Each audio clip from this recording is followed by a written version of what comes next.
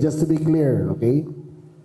Meron tayong Anti-Public Intoxication Act. Bawal na ang mag-inom sa kalye. Bawal na ang maglatag ng mga silya at ng mga lamesa sa mga kalye at mag-inuman. Doon na nanggagaling, number 1, ang away, number 2, ang sexual harassment. Bawal na. Kaya sabihan ko ang lahat, pasensyahan tayo. Pag kayo mag-inuman sa kalye, uhulihin namin kayo. Pag nasa loob kayo ng lansangan, walang problema. Pag nasa loob kayo ng mga pader nyo, nasa loob ng mga bahay. Pero sa labas, sa kalye, public spaces, bawal na ang inuman. Okay, let's make that clear. Meron na tayong enhanced curfew ordinances para sa mga 18 years old and below.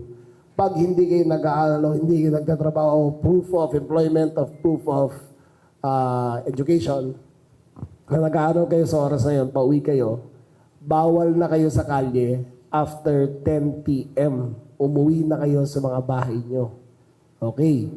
Yung mga rugby boys dyan, yung mga geng-geng dyan, yung mga gago sa kalye dyan, magtago na kayo, umuwi na kayo pag 10 o'clock, uhulihin namin kayo. Klaro yan, ha? Sinasabi ko na dito ngayon, yung mga geng-geng, rugby, mga ungas na nagtatambay ng mga bata dyan, after 10 p.m., umuwi na kayo sa bahay nyo. Pangatlo, bawal na ang walang t-shirt na lalaki, alam mo babae, di ba? Pero walang t-shirt na lalaki na palakad-lakad sa kalye. Bawal na. It is an act of civility na magbihis naman kayo habang nasa kalye kayo. Pag kayo ay walang suot na t-shirt na taubad na palakad-lakad, kahit gaano kainit, magsando man lang kayo. Okay? Bawal na po yan. Pang-apat, bawal na po ang videoke lagpas ng alas 10. Alam ko lahat ng Pilipino mahilig kumanta. Maraming magaling kumanta. Masarap kumanta basta lalo na barkada. Pero maawa naman kayo sa kapwa nyo at hayaan nyo nang matulog. Pag alas 10, nagbibidyoke pa kayo, o kapitbahay nyo, nagbibidyoke, tumawag pa po kayo sa 911 at pupuntahan po ng pulis yan at papatigilin.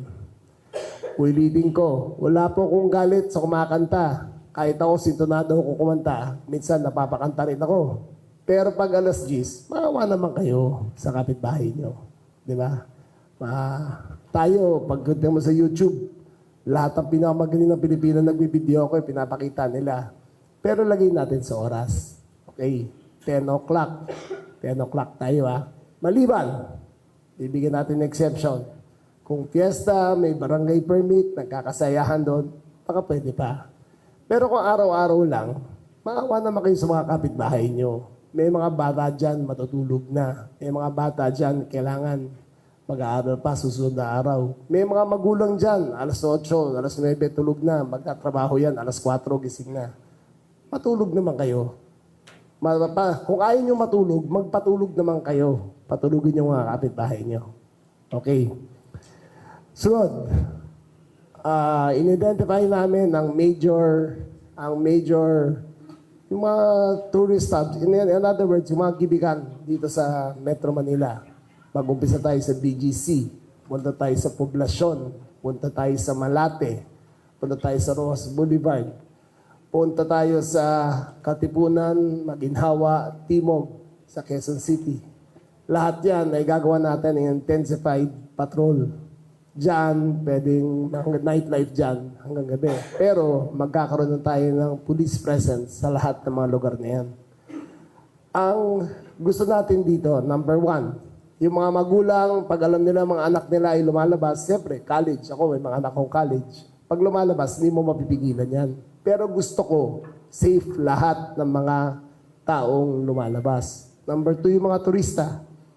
Dapat safe rin sila. Number 3, yung mga nagyayabang-yabang dyan paglasing, huwag na kayong puborma kasi huhulihin namin kayo. Marami dyan kasi matapang lang kung nakainom eh. Diba? So tigil na yan. pag kayo magkapag-away sa club, makipag-away sa kalye, kukulong namin kayo. Wala na akong pakialam. Inaamin ko, nung bata ako, may kagaguhan ako, pero hindi ako nakulong. Pero ngayon, yung mga gago ngayon, tigil na yan. Tigil na yan, ha? Wala nang lasing-lasing sa kalye at maghahanap ng away. Kung gusto nyo maghanap ng away, puntahan nyo ako. Anytime. Diba? Ready naman ako dyan. Pero tama na yan. Tigil na yan naghahanap ng suntukan o ng away sa gitna ng mga gimikan dito sa Metro Manila. Uulitin ko, hindi lang po para sa Metro Manila to. Trial to this month, Metro Manila. Susunod to sa Cebu, Baguio, Bacolod, Davao, lahat po ng lugar na yan. We will make the Philippines safer. This is the Safer Streets Initiative. Makakaasa po kayo na ang krimen ay bababa.